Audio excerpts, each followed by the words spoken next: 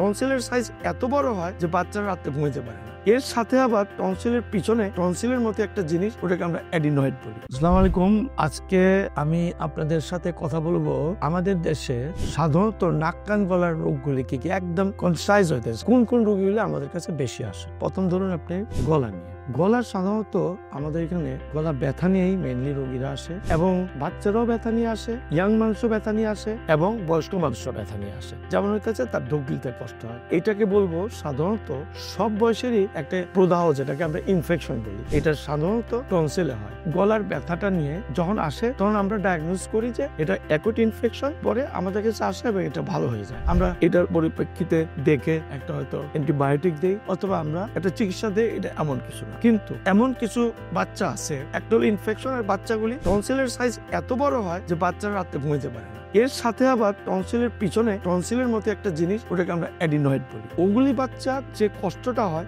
ব্যথা তো হয় মাঝে মাঝে, এবং নিঃশ্বাসের কষ্ট হয়। এখন ওই বাচ্চাগুলিকে আমাদের সাধারণত আমরা বলি অ্যাডিনো টনসিলাইটিস, অথবা এটা বড় হয়ে আসে, সমস্যা হচ্ছে অবস্ট্রাকশনের কারণে। আসলে এটা বাচ্চাদের মেইনলি এটাই হয়। ইয়াং মানুষেরও কিন্তু গলার টনসিলাইটিস নিয়েই আসে। কিছু কিছু ইয়াং আজকাল খুবই দেখা যায়, 30-এর পরে যারা স্মোক করে তাদের কিন্তু খারাপ রোগও হইতে পারে। খারাপ রোগ বলতে ক্যান্সার হয় গলার মধ্যে, সিস্ট হয় গলার মধ্যে আরো অনেক কিছু হয়, যার জন্য তার গলার মধ্যে ব্যথা হতে পারে। ক্যান্সার কথাটা কেন বললাম, যে এইটা আগে দেখতাম আমরা, যখন 30 বছর আগে দেখতাম যে বয়স্ক লোকের হতো, এখন দেখা যায় যে 35 থেকে আরম্ভ বহু রোগী পাওয়া যাচ্ছে। এবার আসেন আপনি বয়স্ক লোকদের সমস্যাটা কি, গলার সমস্যা দেখা যায় কি, গলার ব্যথা বলি তো আছেই, কিন্তু একটা ভালো অ্যামাউন্ট অফ রোগী যে আসে সেটা হলো গলা ভাঙা। এখন যদি কেউ গলা ভেঙে ভালো হচ্ছে না 2 মাস, তাহলে কিন্তু আপনারা ধরে নেবেন যেন অবশ্যই ডাক্তার কাছে যায় এবং প্রপার একটা ইনভেস্টিগেশন যেন করে। আমরা ওইটাকে ফাইবার অপটিক ল্যারিঙ্গোস্কোপ বলি। গলার ভিতরে দেখে ওটাকে ডায়াগনোজ করে ওটা কি কোনো খারাপ রোগ আছে কিনা, ওটা দেখা না পর্যন্ত ছাড়া উচিত না। গলাতে অনেক সময় বলে যে আমার এটা ফুলে গেছে, বা এখানে ফুলে গেছে, অথবা এই সাইডে ফুলে গেছে। এখানে আমাদের কিছু গ্ল্যান্ড, যেমন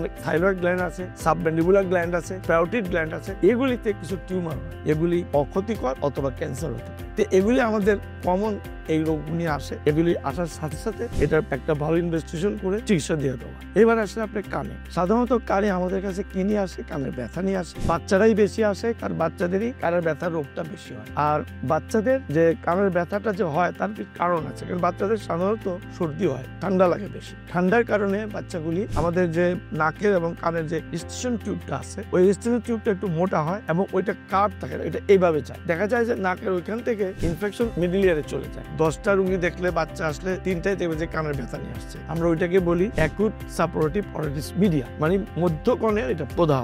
এখন আসেন আপনি কানে বাচ্চাদের, বা আরেকটু বড় বাচ্চা, বা ধরেন আপনার 15 বছর বা 18 বছরের মধ্যেও অনেক বাচ্চা আসে কান দিয়া পুষ করে। 10 বছর হোক, 5 বছর হোক, 3 বছর হোক, এরপরে তো হয় ওটা দেখা যায় যে তার ওই অ্যাকুট সাপোরেটিভ অটিটিস মিডিয়া যেটা হয়েছিল, ওইটাকে প্রপার চিকিৎসা হয়নি বিধায় ওইটা কি হয়েছে, ওটা ক্রনিক হয়ে গেছে। ওটাকে আমরা তখন বলি ক্রনিক সাপোরেটিভ অটিটিস মিডিয়া। একটা কানের পর্দা ফুটা হয়, তার সাথে মধ্যকর্ণকে ইনফেকশন করে, তার সাথে আমাদের এখানে একটা মাস্টয়েড আছে, ওই যে হাড্ডি পর্যন্ত ইনফেকশন করে। এগুলি ভালো জিনিস না, সাধারণত মেডিকেল চিকিৎসায় ভালো হয় না। ওগুলিতে সার্জারি লাগে, এবং আপনার ডাক্তারের কাছে গিয়ে ওনার পরামর্শ মতো আপনারা দেখাবেন, এবং এটা উচিত। তা না হলে আপনার এই কারণে হিয়ারিং লস হয়ে যায়।